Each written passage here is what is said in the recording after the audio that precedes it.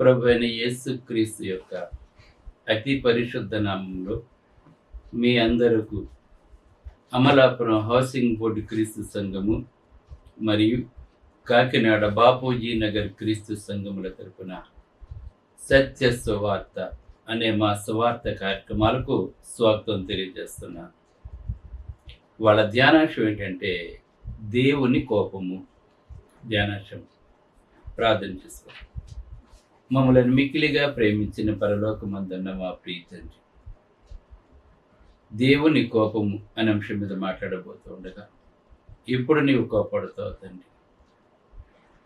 నీ కోపం ఎంత భయంకరంగా ఉంటుందో నాయన మేము తెలుసుకుంటుండగా నీ ఉగ్రత మా మీదకు రాకుండా ఉండాలంటే నీ వాక్యానుసారంగా మేము జీవించాలి, నీ ఆజ్ఞలను మేము గైకొనాలి తండ్రి. అప్పుడు మమ్మల్ని ప్రేమిస్తావు, దీవిస్తావు, నీ కృప మాకు తోడుగా ఉంచుతావు తండ్రి. గనుక ఈ ప్రసంగం ద్వారా నీకు కోపం పుట్టించకుండా నీకు ప్రీతికరమైన సేవ చేయటానికి ఈ వాక్యం ఉపయోగపడేలా చేయమని క్రీస్తు యేసు పరిశుద్ధ నామంలో ఈ ప్రార్థన చేయుచున్నాను తండ్రి, ఆమేన్. దేవునికి కోపం ఎప్పుడు వస్తుంది? కొన్ని మనకి కోపం ఎప్పుడు వస్తుంది? ఎందుకు వస్తుంది మన కోపం? ఆ కోపంలో మనం ఏం చేస్తుంటాం? కనుక ప్రతి మానవుడు కూడా కోప్పడుతూ ఉంటాడు. అలాగనే యజమానులు కోప్పడుతూ ఉంటారు, మనం చూస్తున్నాం. అయితే ఇక్కడ దేవుని కోపం గురించి మనం మాట్లాడుకుంటున్నాం. దేవుడు ఎప్పుడు కూడా తన ప్రజలైన మనల్ని ప్రేమిస్తూ ఉంటాడు. దేవుని మాట మనం వినకుండా, దేవుణ్ణి లక్ష్య పెట్టకుండా, వాక్యానుసారంగా జీవించకుండా, ఆయనకు మనం లోబడకుండా జీవించినప్పుడు మనం మార్పు చెందటానికి దేవుడు అనేకమైన అవకాశాలు మనకిస్తారు.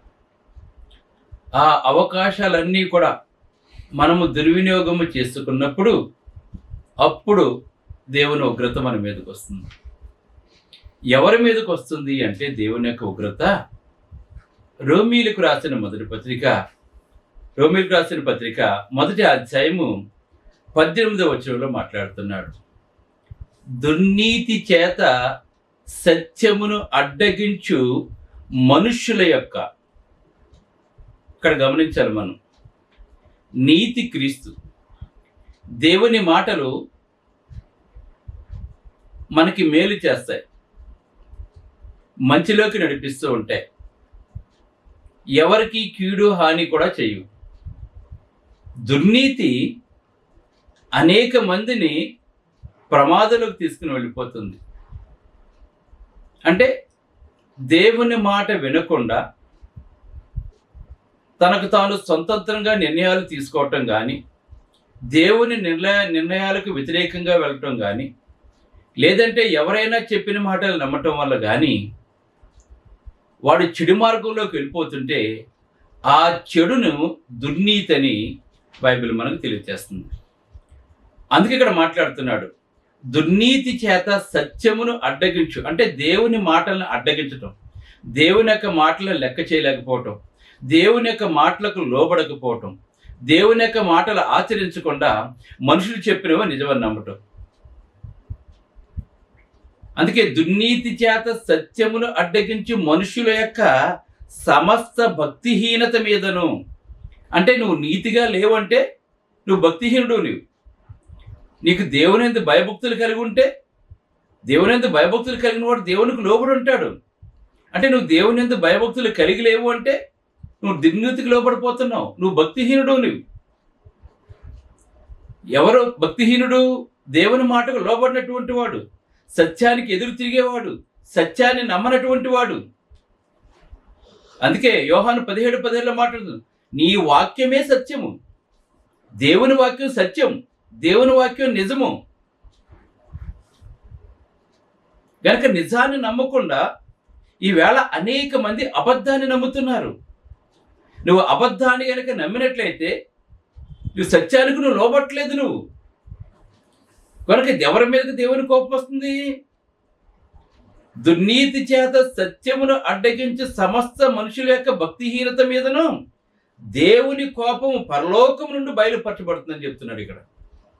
నువ్వు సత్యాన్ని అడ్డగిస్తే, సత్యాన్ని తృణీకరిస్తే, సత్యాన్ని విడిచిపెడితే, నువ్వు దుర్నీతి వైపు వెళ్ళిపోతుంటే పరలోకం నుండి దేవుని కోపం వస్తుందని చెప్తున్నాడండి. ఇవాళ చాలా మంది సత్యాన్ని బలపడిన తర్వాత, స్థిరపడిన తర్వాత, బుద్ధి స్థిరపడిన తర్వాత హృదయం మంది గర్వించి అని ఉంటుందండి. ఇవాళ మనుషులు స్థిరపడిన తర్వాత గర్విష్ఠులైపోతున్నారండి.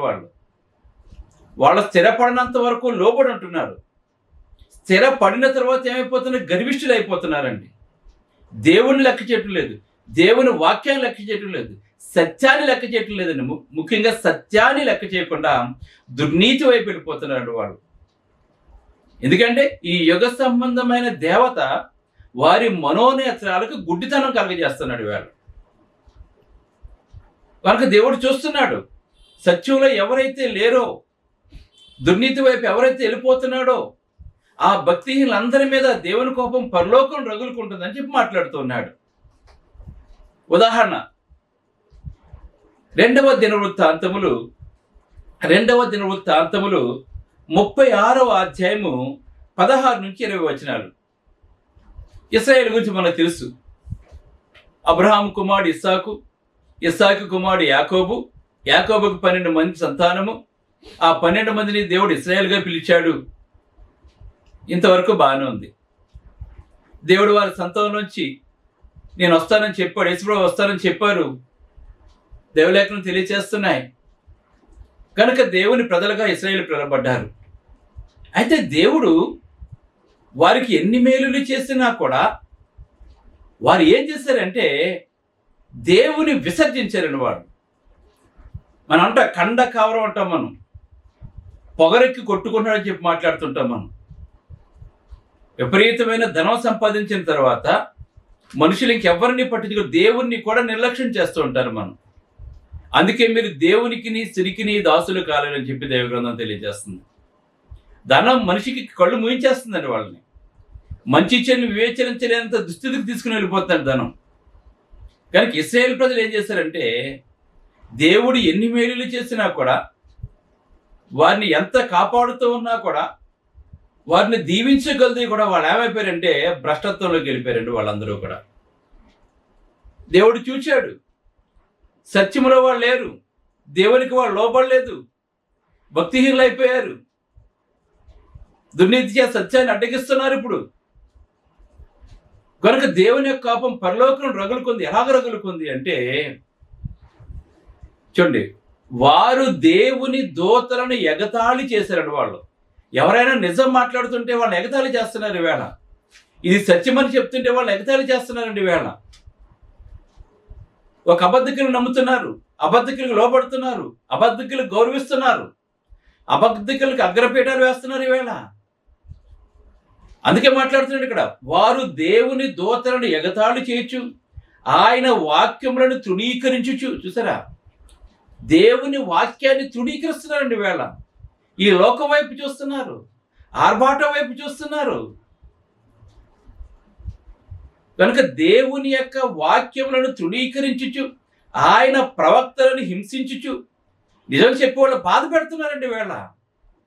ఎవరైతే నిజం మాట్లాడుతున్నారో బాధ పెడుతున్నారు. అందుకే ఆయన ప్రవక్తలు హింసించుచు రాగా, దేవుడు ఎవరినైతే పంపించాడో వాళ్ళు ఇలా నడవండిరా బాబు మంచిది అని చెప్తుంటే వాళ్ళు హింసించుచు, నివారింప సఖ్యము కాకుండా యెహోవా కోపము ఆయన జనుల మీదకి వచ్చిందని చెప్తున్నాడు ఇక్కడ.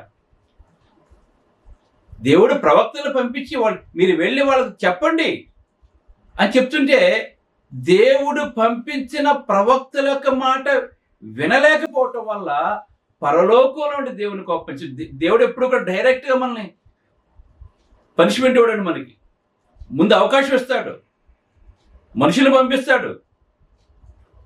వినకపోతే అప్పుడు చూడండి, ఆయన వారి మీదకి కల్దీయుల రాజును రప్పింపగా అతడు వారికి పరిశుద్ధ స్థలముగా ఉన్న మందిరములోనే, ఎక్కడైతే యెరూషలేము దేవాలయం కట్టబడిందో, వారు చూడండి అక్కడ ఆ దేవాలయములోనే వారి యవ్వనులను ఖడ్గము చేత సంహరించెను. చూడండి, ఆ దేవాలయంలోకి తీసుకొచ్చి, ఎందుకంటే ఆ దేవాలయంలో వారు దేవుని స్తుతించలేదు, మహింపరచలేదు, గణపరచలేదు. ప్రవక్తలు హేళన చేశారు, ప్రవక్తల మాటలు వినలేదు వాళ్ళు. కనుక యవ్వనస్తులు అయితే తెలుసు కదా మనకి, యవ్వనస్తులు వయసులో ఉన్నవాడు ఎవరిని లెక్క చేయడండి వాడు. ఎందుకంటే వాడి యొక్క బలం అలా ఉంటుంది, వాడి యొక్క పగలు అలా ఉంటుంది యవ్వనస్తులకి. అందుకే యవ్వనుడా సంతోషపడండి, యవ్వన కాలం అయితే తీర్పులోకి రాకుండా చూచుకోమని చెప్పి ప్రసంగిలో సొలొమోను తెలియజేస్తున్నాడు మనకి. ఈవేళ యవ్వనస్తులు మాట్లాడట్లేదు. ఈవేళ తన ఇష్టం వచ్చే నిర్ణయాలు తీసుకుంటున్నారు. వాళ్ళ స్వతంత్రాలు అయిపోయారని, వాళ్ళకి డబ్బులు సంపాదించుకున్నప్పుడు స్వతంత్రాలు అయిపోయారని చెప్పి అనుకుంటున్నారు చాలా మంది వేళ. కనుక యవ్వనులను ఏ ప్రవక్తలు అయితే ఎగతాళి చేశారో, ఏ అబద్ధాన్ని అయితే వారు నమ్మారో, ఆ యవ్వనులు దేవుని మందిరంలోకి తీసుకుని వచ్చి ఖడ్గము చేత కల్దీయుల రాజును పంపించాడండి దేవుడు. చూడండి పనిష్మెంట్ ఎలాగిస్తాడో చూడండి. వారు బుద్ధి తెచ్చుకోవడం కొరకు కల్దీయుల రాజును పంపించి పరిశుద్ధ స్థలంగా ఉన్న మందిరములోనే వారి యవ్వనులను ఖడ్గము చేత సంహరించాను. అతడు యవ్వనులైందైనను, చూడండి, యువతులైందని, యవ్వనులలో యువతులైందైనను, ముసలివారైందైనను, నెరిసిన వెంట్రుకల గలవారి ఏందైనను కనికరింపలేదు. చూసారు, ఆ రాజు దేవుడు ఆజ్ఞాపించాడండి. ఆ రాజుకి యవ్వనురాలను చంపేశాడు, యవ్వనస్తులను చంపేశాడు, ముసలివారిని చంపించేశాడు, వృద్ధులు వీళ్ళని చూడలేదండి. ఎవరైతే సత్యమును అడ్డగించారో, సత్యమునకు లోబడలేదో, దుర్నీతి వైపు వెళ్ళిపోయారో, భక్తిహీనులుగా మారిపోయారో, వాళ్ళందరినీ కూడా దేవుని మందిరంలో చంపించేశాడు దేవుడు. దేవుడు వారిని అందరినీ అతని చేతికి అప్పగించేశాడండి. మరియు బబులోను రాజు పెద్దలనేమి చిన్నలనేమి, చూడండి, దేవుని మందిరపు ఉపకరణములన్నింటినీ, యెహోవా మందిరపు విధులలోనిదేమి, రాజు నిధులలోదేమి, అధిపతులను విధులలోదేమి, దొరికిన ద్రవ్యమంతా బబులోను తీసుకెళ్ళిపోయాడండి నెబుకద్నెజరు. మొత్తం ఆస్తి, ధనం, డబ్బు, విలువైన వస్తువులు ఇవన్నీ కూడా దేవాలయంలో రాజు యొక్క నిధుల్లో ఉన్నటువంటివి ఇవన్నీ కూడా తీసుకుని వెళ్ళిపోయాడండి. అదియుగాక కల్దీయులు దేవుని మందిరమును తగలబెట్టేశారు. చూసారా, ఏదైతే పవిత్ర మందిరంగా పిలువబడిందో, దావీదు మందిరం కొరకు ఎంత కష్టపడి సంపాదించాడో, సొలొమోను దాన్ని ఎంత అద్భుతంగా కట్టాడో, ఆ మందిరమును తగులబెట్టి యెరూషలేము ప్రాకారాలను పడగొట్టి దాని యొక్క నగరాన్నిటినీ కాల్చివేసి, మొత్తం ఆ పట్టణాన్నంతటిని కూడా కాల్చివేసి దానిలో ప్రశస్తమైన వస్తువులంటే బొత్తుగా పాడు చేసిరి. అయితే ఖడ్గము చేత హతులు కాకుండా తప్పించుకొనిన వారిని బానిసలుగా బబులోను తీసుకెళ్ళిపోయాడండి పనివారిగాను. అందుకే మాట ఇక్కడ ఉంటుంది, అతడు బబులోను తీసుకునిపోయాను, రాజ్యము పారసీకులు దగ్గు వరకు. అంటే నెబుకద్నెజరు చనిపోయిన తర్వాత, బబులోను సామ్రాజ్యం అంతం అయిపోయిన తర్వాత పారసీక రాజు మళ్ళీ ఈ దేశం మీదకి వచ్చేటంత వరకు 70 సంవత్సరాల పాటు ఈ తీసుకెళ్ళిపోయినటువంటి వాళ్ళు వారికి బానిసలుగా ఉన్నారండి. వాళ్ళు చంపబడిన వారు చచ్చిపోయారు, మిగిలిన వారు బానిసలుగా. ఎందుకు బానిసలుగా ఉంచాడు దేవుడు వాళ్ళని చంపకుండాను? అదే సంతానం అబ్రహాంకి దేవుడు వాగ్దానం చేశాడు కనుక, అదే సంతానం నుంచి ప్రభు అయిన యేసుక్రీస్తు వారు రావాలి కనుక దేవుడు కనికరం చూడండి. ఇక్కడ అక్కడే ఉండి అతని కుమారులకు దాసులైరని మిగిలిన వారని గమనించండి. ఎందుకు వచ్చింది ఈ పరిస్థితి వాళ్ళకి? దేవుడు ఆశీర్వదించినటువంటి వాళ్ళు ఎందుకు ఇలాగ అయిపోయారు? వీళ్ళు బానిసలు ఎందుకు అయిపోయారు? ఎందుకు సంహరింపబడ్డారు? దుర్నీతి చేత సత్యమును అడ్డగించు సమస్త మనుషుల యొక్కయు భక్తిహీనత మీద ఏం కలుగుతుందండి? దేవుని కోపం పరలోకం రగులుకుంటుంది. ఈవేళ సత్యాన్ని ప్రకటిస్తున్న వేళ సత్యాన్ని కనుక నువ్వు లోబడకపోయినట్లయితే, సత్యం చెప్పిన వారు నువ్వు హేళన చేసినట్లయితే నీకు కూడా ఇదే పరిస్థితి ఖచ్చితంగా వస్తుందని చెప్పి దైవలేఖనం మనకి తెలియజేస్తుంది. అందుకే పేతురు రాసిన 2వ పత్రిక మాట ఉందని మనకి చూద్దాం. చూడండి, పేతురు రాసిన 2వ పత్రిక 2వ అధ్యాయము 4వ వచనం చూసినట్లయితే ఇక్కడ మాట్లాడుతున్నాడు, దేవదూతలు పాపం చేసినప్పుడు దేవుని వారిని విడిచిపెట్టగా. చూడండి, దేవదూతలు కూడా దేవుడు విడిచిపెట్టలేదు. పాపం చేస్తే ఒప్పుకోడు దేవుడు. అందుకే దుర్దినములు రాకముందే నీ సృష్టికర్తను స్మరణకు తెచ్చుకోమని చెప్తున్నాడు దేవుడు. ఇవాళ చాలా మంది దేవునికి లోబట్టం లేదు, ఆరాధన నిర్లక్ష్యం చేస్తున్నారు, దేవునికి సేవ చేయడానికి ఇష్టపడలేదు. ఇవాళ వ్యక్తిగతంగా లగ్జరీ జీవితాలు జీవిస్తున్నారు, దేవుడు విడిచిపెట్టేసి వేళ. అయితే చూడండి, ఇక్కడ మాట్లాడుతున్నాడు, దేవదూతలు పాపం చేసినప్పుడు దేవుడు వారిని విడిచిపెట్టగా పాతాళలోకమందలి కటిక చీకటి గల బిలములోకి త్రోసి తీర్పుకు కావలిలో ఉంచబట్టుకు వారిని అప్పగించెను. మరియు ఆయన పూర్వకాలమందున్న లోకమును విడిచిపెట్టగా భక్తిహీనుల సమూహం మీదకి జలప్రవాహం రప్పించినప్పుడు నీతిని ప్రకటించిన నోవహును మరియు 7 కాపాడండి. గమనించండి, నీతిని ప్రకటించిన నోవహును తన కుటుంబాన్ని 7 కాపాడాడు దేవుడు. నోవహుతో పాటు నీతిని ప్రకటిస్తున్నవాడు దేవుడు కాపాడుతాడు, నీతిగా జీవిస్తున్నటువంటి వారిని దేవుడు కాపాడుతాడు. ఆ ఎవరిలో కాపాడబట్టడానికి కారణం ఏంటి? వాళ్ళు ఎంతో కొంత నీతిమంతులుగా జీవించారు కనుక బానిసలుగా ఉన్నారండి వాళ్ళు. అక్కడ మిగిలిన వారు చంపబడ్డారు. అందుకే దుర్దినములు రాకముందే నీ సృష్టికర్తను స్మరణకు తెచ్చుకో. నిజాన్ని నమ్ము, అబద్ధాన్ని నమ్మకు. నువ్వు ఈవేళ అబద్ధం వైపు వెళ్ళిపోతున్న వేళ, అబద్ధ బోధకులు ఎక్కువైపోయిన వేళ, ఎక్కడ చూసిన అబద్ధం, కల్పనా కథలు. వీళ్ళ దేవుని కాదండి ఆరాధించేది వీళ్ళు. ఏది దేవుని స్థలం అనుకోండి, ఏది దేవుని మందిరం అయినా దాని పైన ఎక్కువ కూర్చున్నాడు అపవాది, వాళ్ళకి పూజ చేసి వస్తానండి వేళ. మేము దేవునికి ఆరాధన చేస్తామని చెప్పి అనుకుంటున్నారు ఈవేళ. లేఖనానుసారమైన ఆరాధన లేదండి ఈవేళ చాలా చోట్ల. అందుకే మాట్లాడుతున్నాడు ఇక్కడ. నోవహు ప్రకటించాడు, అవకాశం ఇచ్చాడు, వాళ్ళు వినలేదండి వాళ్ళు. మరియు ఆయన సొదొమ గొమొర్రా పట్టణం మీద భస్మం చేసి ముందుకు భక్తిహీనుల వారి మీదకి దృష్టాంతముగా ఉంచుటకే వారిని నాశనం విధించాడండి. ఇంకా వారు కామ వికారయుక్తమైన నడవడి చేత బహు బాధపడిన నీతిమంతులకు లోతును తప్పించాడండి. అక్కడ గమనించండి, అక్కడ లోతును తప్పించాడండి. ఇక్కడ నోవహును తప్పించాడు దేవుడు జలప్రాయంలో, సొదొమ గొమొర్రా పట్టణ నాశనంలోను. అలానే ఇక్కడ బబులోను చెరకి తీసుకెళ్ళిపోయిన వారిలో కొంతమంది యవనస్తుల్ని, కొంతమంది నీతిమంతుల్ని దేవుడు మిగిల్చాడండి ఇక్కడ. గమనించాలి మనం. గనుక దేవునికి కోపం రప్పించకుండా లేఖనానుసారంగా దేవుని ఆరాధించు. నీ సేవకులను అవమానించుకో, సత్యం చెప్తున్నామని అవమానించుకో. ఈవేళ సత్యం చెప్తున్నామని అవమానించి వేళ అబద్ధమై పరిగెడుతున్నారు ఈవేళ మనుషులు వేళ. కానీ భక్తిహీనత, పరలోకంలో దేవుని ఉగ్రత రగులుకుంటుందని వీళ్ళందరూ కూడా అద్భుతంగా బతికినటువంటి వారు చనిపోయారు, బానిసలు అయిపోయారు. గమనించండి, రేపు నీ బతుకు అలా రాకుండా ఉండాలంటే దేవుడు స్థాపించిన సంఘంలో ఉండు, సత్యానికి లోబడు, ఆత్మతో సత్యముతో ఆరాధించు. ప్రభు అయిన యేసుక్రీస్తుని గురించి అనేక మందికి తెలియచేయి. ఇంకా నువ్వు రక్షించబడలేదంటే దేవుడు స్వరక్తమిచ్చి తన సంఘంలో రక్షించబడు, పరిశుద్ధాత్మనే వరాన్ని పొందు, మరణం వరకు నమ్మకంగా ఉండు. దేవుని కృప నీకు తోడై ఉంటుంది, దేవుని కాపుదల నీకు తోడై ఉంటుంది. ప్రార్థన చేసుకుందాం. పరిశుద్ధుడైన తండ్రి, పరలోకమందున్న దేవా, నీ పరిశుద్ధ నామమునకు స్తోత్రాలు. నీ యొక్క ఉగ్రత ఎలా ఉంటుందో తండ్రి ఇవాళ చూస్తాం ప్రభు. కల్దీల చేతికి తండ్రి వారిని ఎలాగైతే అప్పగించావు, ఆ నిబిగిద్ద తండ్రి దేవుని మందిరాన్ని ఏ విధంగా పాడు చేసి ఆ పట్టణాన్ని ఎలాగైతే కాల్చివేశాడో, యవనస్తుల్ని, యవనరాడులను, ముసలివారిని అందరినీ ఏ విధంగా అయితే చంపేశాడో తండ్రి, మిగిలిన వారిని ఏ విధంగా బానిసలుగా తీసుకుని వెళ్ళిపోయాడో తండ్రి, ఆ తీసుకుని వెళ్ళిపోయిన వారు 70 సంవత్సరాలు బానిసలుగా అక్కడ జీవించారు ప్రభా. దీనికి కారణం ఏంటి? దేవుని ఉగ్రత.